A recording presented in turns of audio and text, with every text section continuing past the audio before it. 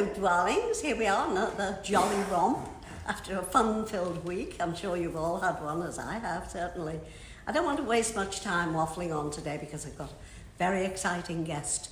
And he's British too, which is like a double whammy. Double whammy, exactly. Double jammy biscuit. Yeah. But one item really that was of interest, last week we did a quick trip to the movies, which we don't often do, but I was dying to see Once Upon a Time in Hollywood, which, as far as I was concerned, was about an over-the-hill actor and his stunt man and their adventures in Hollywood. But then it largely... Don't spoil it. Don't tell them the movie. No one would spoil it, no. But then it largely dealt with the era in which the Manson murders happened. And funnily enough... I was sitting next to a woman saying, well, who's that? Yeah.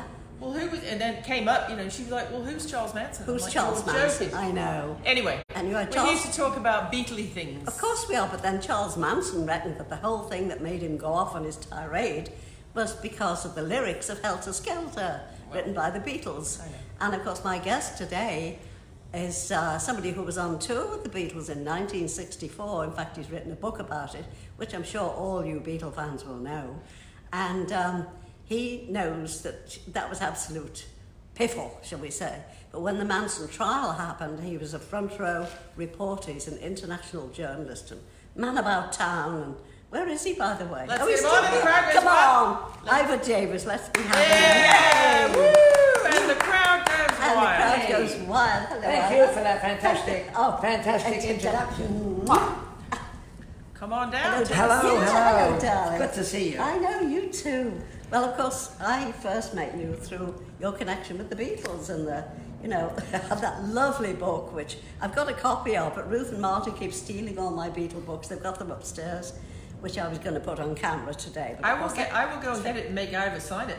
Okay, fine. Okay. I actually bought it, would you believe? Oh my God. Yeah, you pay me back. Oh, okay. I take PayPal. You take PayPal. Time payments? She takes Green Shield stamps, mate.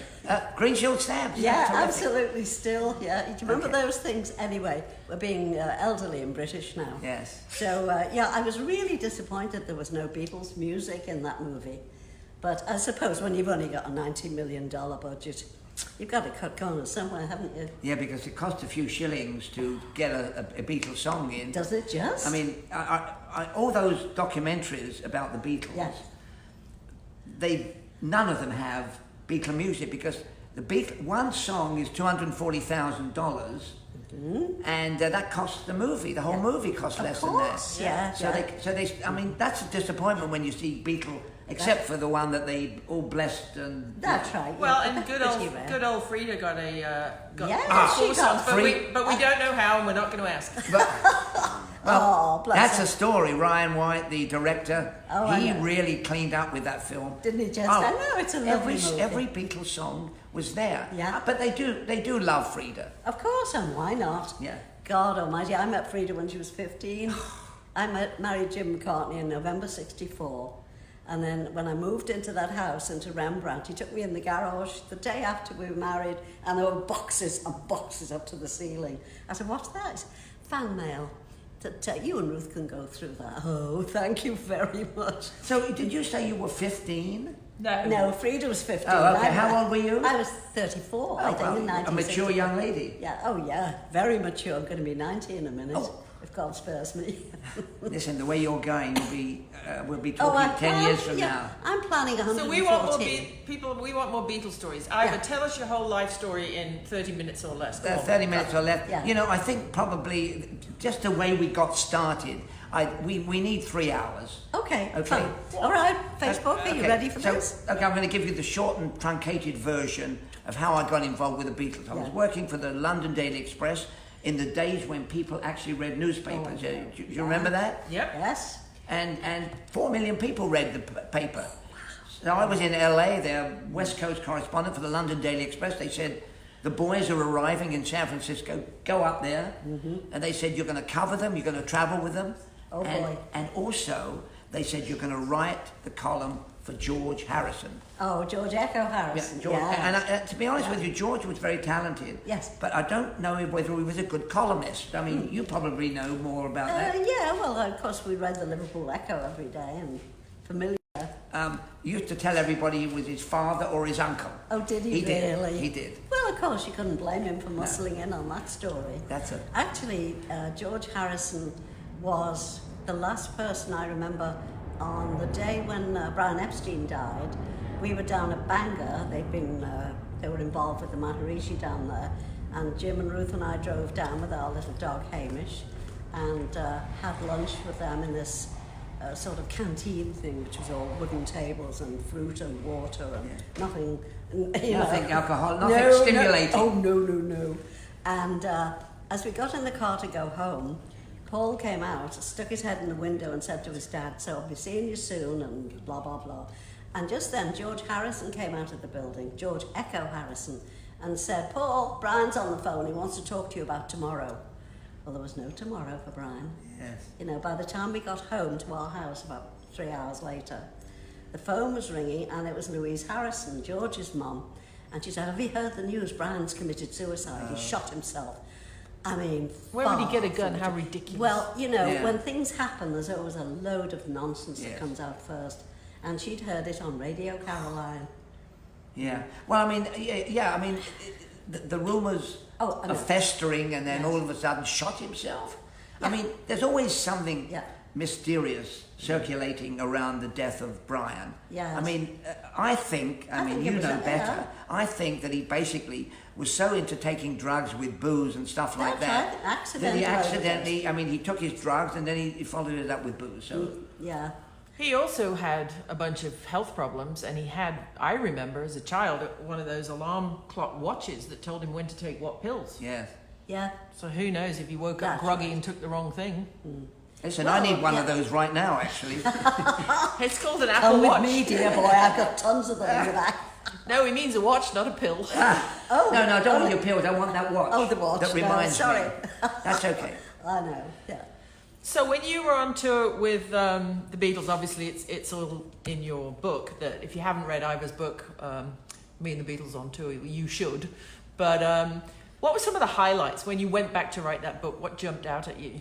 I mean, the thing is, at the time it was crazy. At the time, I went through it thinking this is the way it is. And then afterwards, when I thought back, I thought every day was crazy. I mean, I didn't appreciate it as much. I mean, I always say I kind of kick myself because I never took my iPhone camera with me. I would have had all those great pictures. I would be a rich man. I could have sold them all. Yeah. And, if I was a rich man, that was a Beatles song, wasn't it? Yes. It was a Jewish song. If I was a rich man. That's it. If Brian had had his way, would have been both. Indeed. Yeah. So I was on this trip, enjoyed it enormously, had such incredible access to them, but they all in a way kind of welcomed me in as part of the family because they were isolated. They couldn't go out, they couldn't travel, they couldn't leave the hotel. Sure. They were trapped, they were prisoners, and so they were stuck with me and a few of the others and George Echo. Yes. George Echo. Well, and plus they're on tour in America, and here you are, a good old boy from the home country. Yeah. Right? Yeah. A shared sense of humour. Yes. We certainly had a shared sense of humour. Yeah. But I was always surprised that we didn't have a shared sense of sport because they weren't too sporty. They didn't have the time, did they? From being teenagers, they were all in bands and didn't have the time to go to see Liverpool or Everton or whatever. Yeah, exactly. You're a Liverpool lass. Liverpool, Everton. I mean, it's a fever. Oh, absolutely. In Liverpool. Yep. It's like when I started talking about football, they kind of blanked out and fell asleep. Yes, I know. I So- can understand it, yeah. Well, they were weird. artistic musicians, left brain, right brain. I mean, I'm not a big sports fan. Yeah. Never have. I grew up in Liverpool, but Yeah. I could give two hoots about soccer, football, really. Yeah. But you are in the minority. Yep. Ruth, aren't yeah. you? Yeah, that's true. Yeah. Plus, we didn't have the marketing of soccer teams and FIFA and all that nonsense right. back in those days. Yeah. And like you said, they lived in a bubble. They were lucky if they got yesterday's newspaper. Yeah. Janet Weston just commented, I googled the lyrics. Yes, the lads did sing, Oh, did Baby, they? you're a rich man. Oh. I was right. Okay. Thanks, Janet. All right. Thank you, Janet. Jan's tuning in from Liverpool. Yeah. Oh my God. There you go. Worldwide. Yeah. Worldwide visitors. Terrific. Well, on the subject of football, I worked at Littlewood Pools. Yes. And the Everton supporters would not go to the same toilets as the Liverpool Yes. supporters. It was It's that- religion. It was like it was It's really. religion. It's a religion. Yeah. You know, it's a Scouse religion up there. I mean, it's either you're Liverpool, you're Everton. Well, It that was has Catholic and Protestant in Well, those it's- days, like Scotland Yes. and London. And Belfast. That well, was, you yes, know, the yeah. history of it is that the red teams were the Church of England teams, and the blue teams were the Catholic teams. Yeah. So That's right. if you were a Catholic, you weren't allowed to support the red team. Yeah. And It's crazy. also not going to, and God help you if you try to put a foot into the pub of the others. Oh, yeah. yes. Oh, yes. You know, you'd really get. Well, in Liverpool, they just if you stick your head in the wrong pub, they say, "Do you like hospital food?" Good. That is such a Liverpudlian sense of humour, That's isn't it? right. Because, Exactly. My other favourite one is, "Do you want to wake up with a crowd around you?" you know it all. You know, I mean, but that was another thing that got the Beatles through the madness was their sense Their of humour. sense of humour, You know, exactly. I mean, when Yes. I went to every damn press conference. Yeah. And they all asked, you know, they'd have been in, Ridiculous questions. yeah, they'd been in Toronto 3 minutes. What do you think of the Canadian women, John? We've only been here 3 minutes. Yeah. I mean, Give me another 5, Yeah. I'll tell you. exactly, or 10 minutes. Yeah, but the press conferences were like the Marx Brothers. Yes. They were funny. They were bouncing off each other. Yeah, that's right. It was a chemistry that was unparalleled. That's right. Well, and I often wonder, because it was 4 Scousers who wound up in the band. You know, Stuart Sutcliffe was born in Edinburgh, and Pete Best was born in Madras in India. Yeah. And yeah, they were in and around Liverpool, but they weren't real Scousers Yeah. per Well, se. Maybe that was the glue that. That little glue point you just made could be a key reason why they stuck and they stuck. Yeah. And the others moved apart for all the rumours and reasons we know. Yep, that's right. I know. So, what was your daily routine like? How did you file Beatles stories at the end of a mad day? Well, I mean, if, for example, you get on the phone and you shout down the phone to some copy taker in London who couldn't give a flying you-know-what. Yeah. Any more of this Beatles stuff? Oh, yeah, just another 100 words. Okay, finish it, will you? Yeah. You know, so you'd phone it in. We didn't have computers then. No. Have to phone it in, shout it in, you know, with the crowd. There's been another riot at the Beatles concert. Yes. No, riot. Yeah. Right. Right. No, right. Right, yeah. I mean, it was a comedy. Yeah. It was a comedy, but that's the way we communicated. Yes. Telephone. If you Right. could find a. Well, it's like the old English joke, isn't it? The before telegrams and before I think it was in the First World War. It started at somebody trying to send a message from the trenches. Send reinforcements. We're going to advance. They came through the other end. Send 3 enforcements. We're going to advance. Exactly. Well, that's it. You Yeah, know. yeah. That's it. And you had to shout. Oh, never mind. But I did for many times. That's the only way you could file. Yeah. You could file on the phone And after the concert. Do you have any of those newspapers? Yeah, I've got those newspapers. I've got the headlines, Yes. the columns and stuff like Oh, that. fabulous. I kept some of that, but I gave all the autographs away. Oh, Every bloody autograph. I had all mine stolen from a car, and some of Paul's gold. We had an office in Birkenhead for a while, and one of the young girls said to me, "I've never seen anything to do with the Beatles." So I said, "Oh, I'll bring you some stuff." Took in a huge box the next day with gold discs I took down off the wall, program of the Royal Variety Command Performance, and all sorts of things. Took it in, showed it to this little girl. At the end of the day, put it back in the back of the car. And it was Christmas week, and a lawyer upstairs said, "Oh, come and have a drink before you go home." Well, of course, have a drink. Not in this Nelly. family. So I took a taxi home after a couple of drinks, left the car there, came back next morning. Ta-da, gone. Yeah. Yes. Yeah, but- so like you, I could be rich if I had all that Well, there it stuff. is. But to be honest with you, did you think we better save this because this could be valuable? No. Not at the time. Not really, no. No, I mean, Ringo's even quoted as saying, in 5 years, I'm going to open a hairdresser That's shop. right. Well, Louis, Yeah. um, Yeah, Elsie. Elsie said to me, she showed me a blue post office savings book, and she said, every time I get money from our Richie, I put about 10 shillings in here, because he's going to need it one day when all this stuff is over. Yes. She had a little gyro account for Did she really? Rich and Stark. Yeah.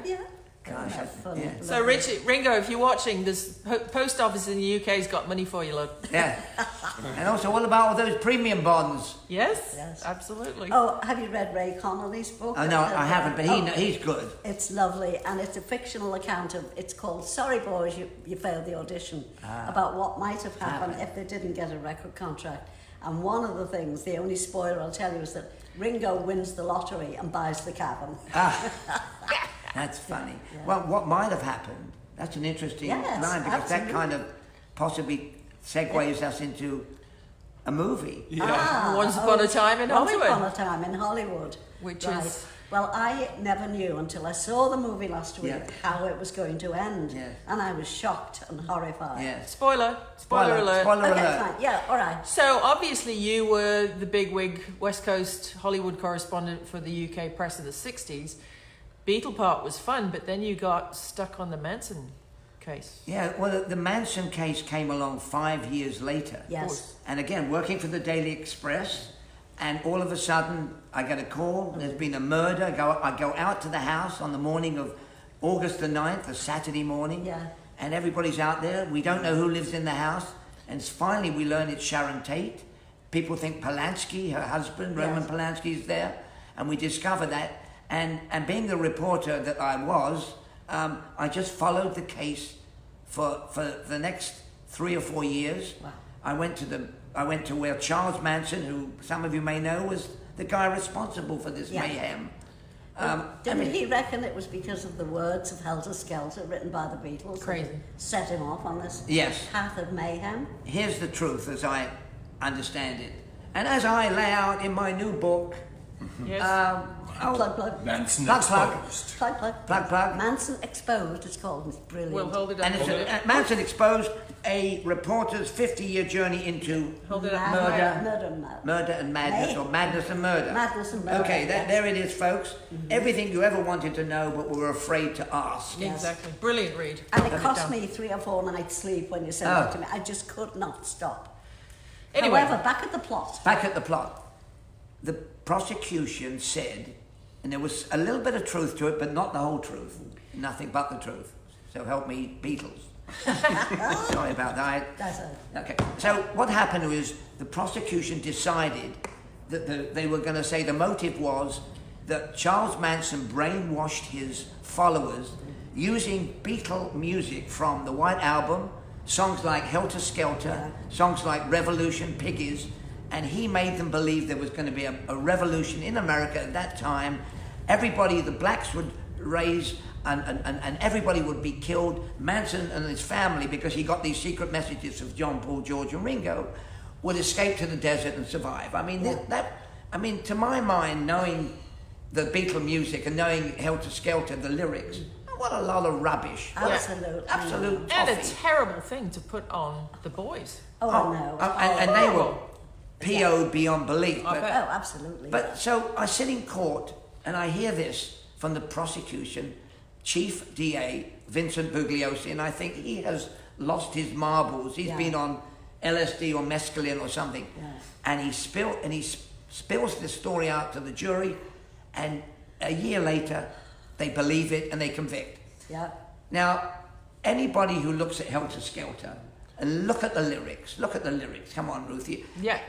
It's nonsense. Yeah, I mean, Yeah. In Liverpool, we'd say it's bollocks. Actually. bollocks. Yeah, Oh, yeah. That's rather a nice word. But you know what's interesting to me is with all nowadays we have DNA and this, that, the other. Charles Manson was never at the scene. They would have a hard time making that stick today. That's why I think, first of all, Charles Manson never went to the Sharon Tate house on August the 9th, 1969. Yeah. He went to the second murder scene. He tied up the couple. He said, cheerio, go in and Do it. finish him. Yeah.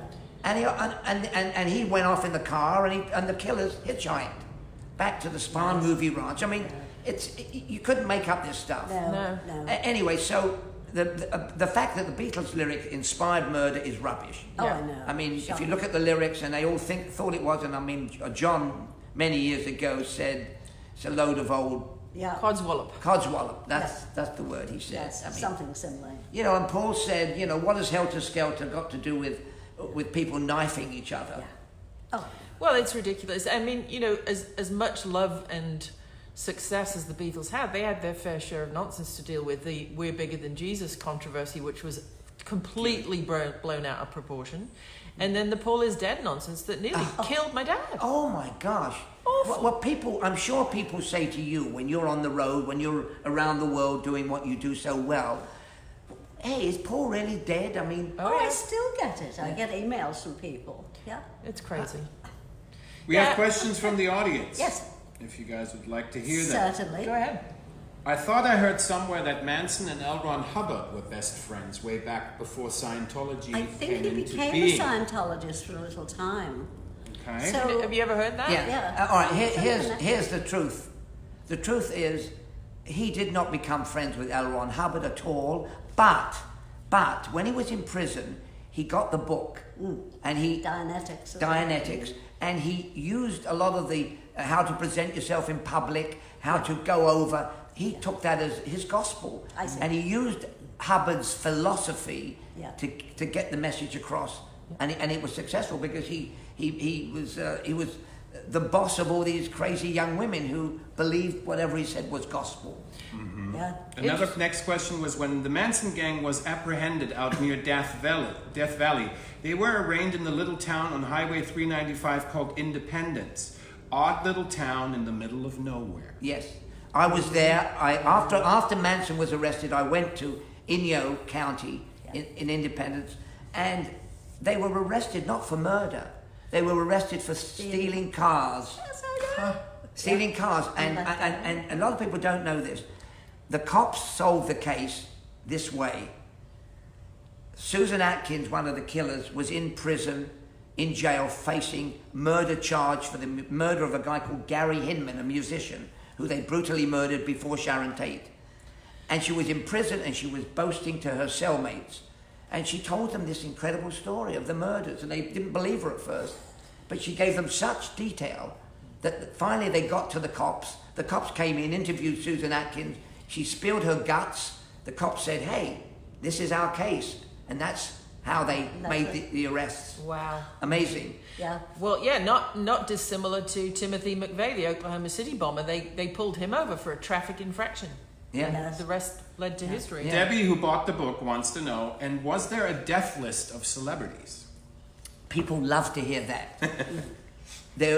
I think that it was a figment of Susan Atkins' imagination. Now, the death list was Steve McQueen, Elizabeth Taylor, Richard Burton, Tom Jones. I mean, what the hell? Why Tom Jones? I mean, did he do anything to upset anybody? No, not me. I mean, that All was about me, never. that was All most about unusual, anything wasn't but. it? To call Tom. Oh, most Bad. unusual. Sorry about that. Can't resist this, but yeah. I mean, why would Tom Jones be on the list? He's such a pussycat. Oh, it's not unusual. Yeah. No, exactly. So what's new? Yes, exactly. Oh, this is ridiculous. Crazy. Yeah. This We is should all. do stand-up, Anyway, so shouldn't the we? answer, yes, we should do. Yeah. Or sit down comedy at your age. So the answer to the question is this: I do not believe there was a death list, but Susan Atkins said she was trying to impress to the grand jury. She told the grand jury this.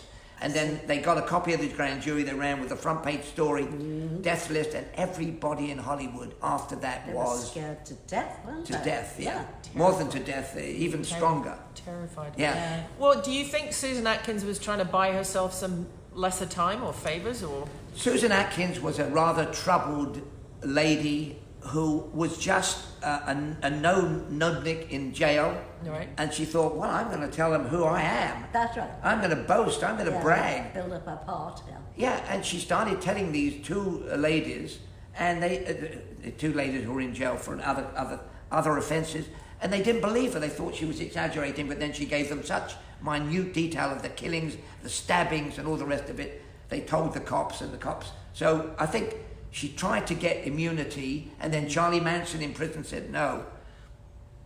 She was there. She's just as bad as all the rest. Yeah. And so she was convicted with the rest of them.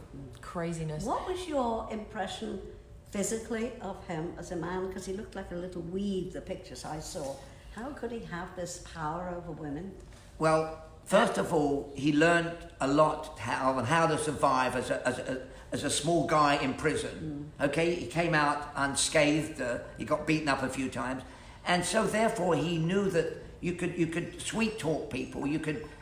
So he built up a philosophy, and when he got out and discovered all these pliable young women around, he just used every trick in the book to manipulate them. Yeah. And a lot of them were looking for a father, a lover, a confessor. A pop star. Yes, that's right. Why do you think, I mean, why was it in the end? Was there ever any answer to why he chose the LaBiancas? The answer to the LaBiancas is very simply this. He said on the second night of the murders, I'm going to show you how to do it. And he took them out and he drove around for about an hour, looked in the window one place, saw a kid, said, I don't want to go here. Yeah. He went to the Los Feliz area because he'd gone to parties with a guy called Harold True, who lived 2 doors away. Mm-hmm. Purely out of the blue, he murdered them. Wow. Talk about wrong place, wrong time in your own home. Exactly. Yeah. Just dreadful. That house has just been on the market, hasn't it? Yeah, and somebody The guy from Vegas is buying who's got a museum. What do they call it in England? The wax museum or the House of Horrors. Yes, that's right. Like Madame Tussauds Madame gone Tussauds. wrong. Yeah. Yeah, it's kind of a Madame Tussauds wannabe from Las Vegas. Who's I see. bought the house. What is he going to do? I don't know. No. It's a bit macabre. Oh, Yeah. yes. Dear, But, dear. you know, people are weird enough. They'll pay. They'll go. They will. Probably. Yeah, Do they you, will. I mean, do you, looking back, I mean, I know we have legalized marijuana now and we've done, you know, lots of things, but LSD and acid and heroin and these things are not so prevalent as a sort of pop culture thing. Do you think the 60s would have been the happy, hippie, crazy murder 60s without all those drugs? I think it helped because don't forget they were illegal. They were around. People were taking them. People were cooking up their own mescaline. Yeah. They were coming up with all these kind of Indian roots that you can boil if you boil it. I mean, it's not like boiling carrots. It's like ayahuasca and stuff, right? That stuff is pretty Nasty. mind-bending. Yeah. Mm-hmm. And so they were on that stuff. They were mescaline and LSD and all sorts of stuff. And Charlie fed it to them like it was candy. Mm-hmm. And don't forget the whole atmosphere in the 60s. For those of you out there who remember the 60s, I think so. I think maybe you and I mean- have vague memories. Yeah, I was born in February 1960. Yes. Yeah, she was there. Okay. Only little, but there. But everybody was Yeah. Free and easier. Yeah. Amy security was not too And well don't known. you think when the pill came? Oh, the pill. Well, the that's pill came, and that was sexual open door sesame, freedom. wasn't Yes, it? not Well, I wouldn't say door, maybe knees. Ah, Legs, yes. very good. Oh, she had another pair of legs. She Oh, got them in San Diego. Oh, but boom. Well, we go symbols. Oh. Yes. Anyway, so yes, the answer to your question is it was a freer and easier time. When was the last time you picked up a hitchhiker in the last 25 Oh, years? no, Never. no, Never. no. Yep, wouldn't do it now. Yep.